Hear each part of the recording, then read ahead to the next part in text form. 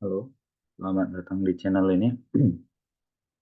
Eh, Masih bersama saya, ya, Mr. King, yang akan mengajari kamu tentang fisika. Dalam kasus ini topiknya tentang induksi elektromagnetik. Ya. Jadi munculnya arus karena adanya perubahan medan magnet. Ini ada soal, kita akan coba bahas. Perhatikan gambar berikut.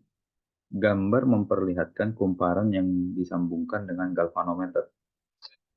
Ini adalah gambar galvanometer, bola lampu, kemudian ada kumparan, ada magnet batang. Jika magnet digerakkan masuk ke dalam kumparan, analisislah hal berikut. Bagaimana dengan keadaan lampu?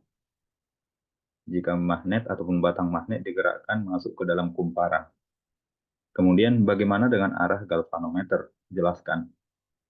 Kemudian bagian C, jika kutub magnet diubah sehingga kutub selatan dekat dengan kumparan, maka apa yang terjadi pada arah jarum galvanometer dan mengapa hal tersebut terjadi? Ya, jadi ya maksudnya jika utara ini kita balik dengan S, sehingga di sini menjadi S, di sini jadi U. Apa yang akan terjadi? Oke, ya. Eh, kita coba bahas dulu bagian A. Bagaimana dengan keadaan lampu? Ya. Jadi, jika medan magnet didekatkan kepada kumparan, maka akan timbul arus induksi, ya, pada kumparan, yang mana arus induksi itu menghasilkan medan magnet yang melawan medan magnet yang masuk. Jadi seperti ini. Jika utara didekatkan, maka akan terbentuk di sini kutub utara, maka di sini adalah selatan. Karena utara yang mendekat. Jadi pada kumparan akan muncul ataupun timbul arus induksi yang mengakibatkan di sini menjadi kutub utara, di sini kutub selatan. Karena ada medan magnet luar yang mendekat. Jadi medan magnet yang ada di kumparan akan melawan medan magnet luar yang mendekat ke kumparan. Maka jika magnet didekatkan, maka lampu ini akan menyala. Ya. Kenapa nyala? Karena ada arus induksi. Ada arus yang timbul di sini. Karena adanya perubahan medan magnet. Jadi ada arus yang timbul. Nanti arah arusnya seperti apa akan saya coba jelaskan. Karena timbul arus, maka lampu akan menyala. Jadi ada 3 faktor yang mempengaruhi besarnya arus listrik yang mengalir di sini. Dan itu tentu akan mempengaruhi terang redupnya lampu. Yang pertama adalah kuatnya magnet batang. Semakin kuat medan magnet batang yang digunakan, maka jumlah arus induksi atau arus induksi yang mengalir akan semakin besar. Tentu nyala lampu akan semakin terang. Jadi kuat medan magnet, ya. Kuat medan magnet batang. Itu faktor yang pertama. Kemudian faktor yang kedua adalah kecepatan, P, velocity. Kecepatan dari medan magnet batang ini, ya. Kecepatan dari magnet batang ini digerakkan masuk atau keluar kumparan. Semakin cepat, maka arus induksinya semakin besar. Sehingga lampu akan semakin terang. Itu faktor yang kedua. Kemudian faktor yang ketiga, banyaknya lilitan. Semakin banyak lilitan, ya, maka arus induksinya juga akan semakin besar. Sehingga arus induksi itu mengakibatkan nyala lampu semakin terang. Ya. Jadi yang A adalah lampu. Lampu akan menyala. Ya. Lampu akan menyala. Jika medan magnet ini didiamkan di dalam, ketika digerakkan lalu didiamkan di dalam kumparan, maka lampu akan redup kembali, akan mati. Ya. Ketika ditarik keluar, lampu akan menyala seketika, lalu mati lagi. Ya, itu untuk yang bagian A. Nah, sekarang bagaimana dengan arah galvanometer? Arah galvanometer itu searah dengan arus induksi. Nah, seperti yang saya sudah sampaikan tadi di awal, karena ini kutub utara yang mendekat, maka di sini akan menjadi kutub utara, di sini kutub selatan. Ya.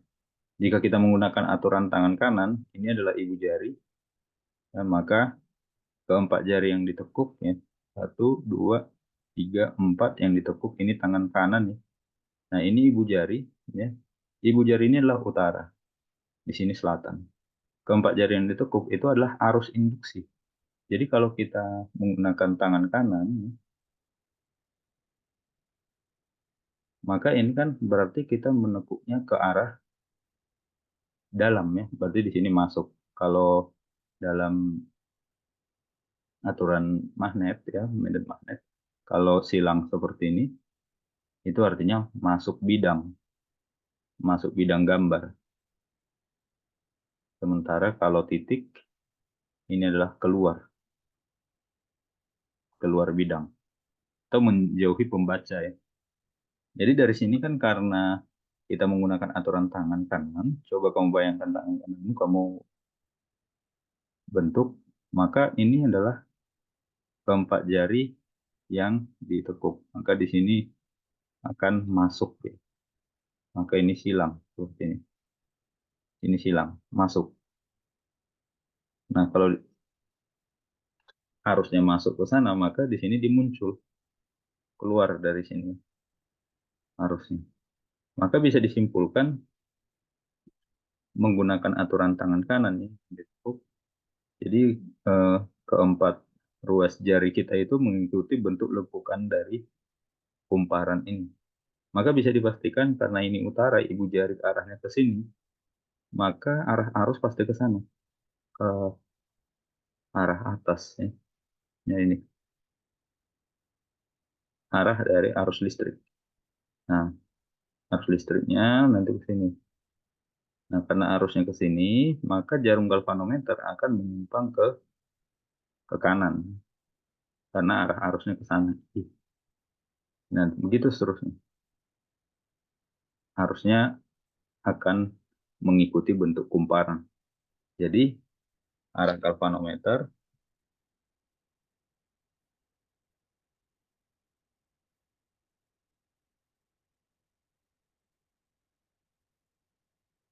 menyimpang ke kanan. Gitu. Mengikuti arah arus, menyimpang ke kanan. Karena arah arusnya bergerak ke kanan. Jadi menggunakan aturan mesin kanan. Oke, sekarang yang bagian C.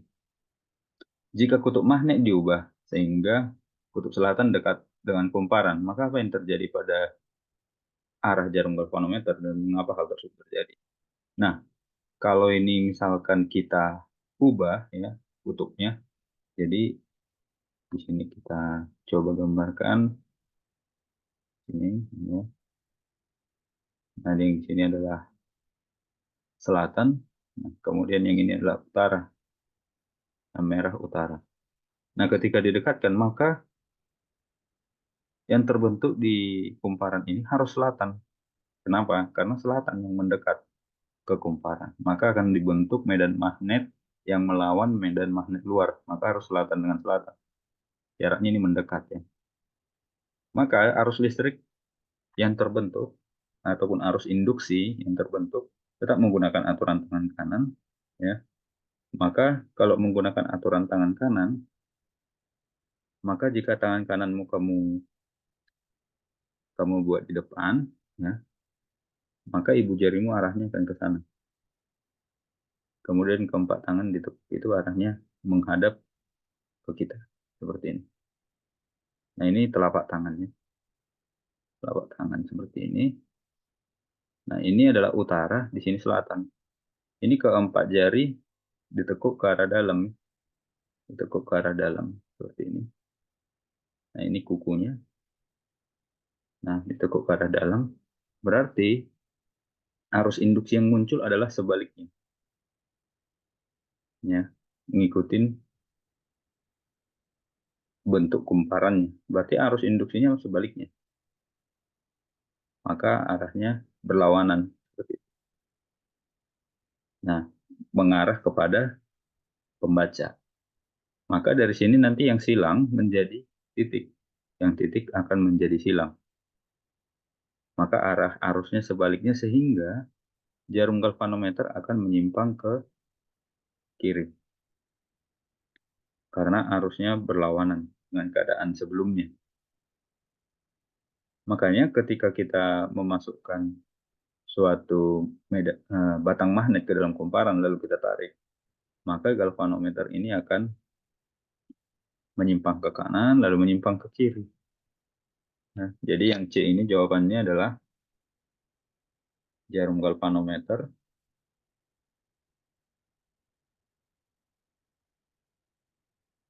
akan menyimpang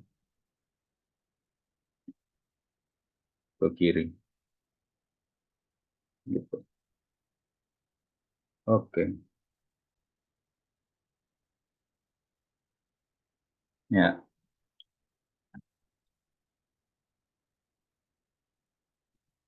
Nah, untuk lebih jelasnya, nah kalau kita perhatikan ini menggunakan aturan tangan kanannya. Keempat jari yang ditekuk ini adalah arus induksi, arah arus induksi. Jadi arus listrik dari sini ngikutin keempat jari yang ditekuk, ya, muter, ya, berputar. Lalu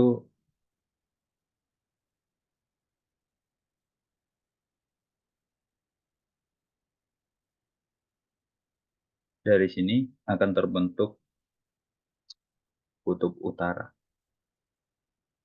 di sini selatan. Mengapa? Karena di sini adalah arah dari ibu jari, ya, arah dari ibu jari sehingga di sini akan terbentuk kutub selatan, di sini kutub utara.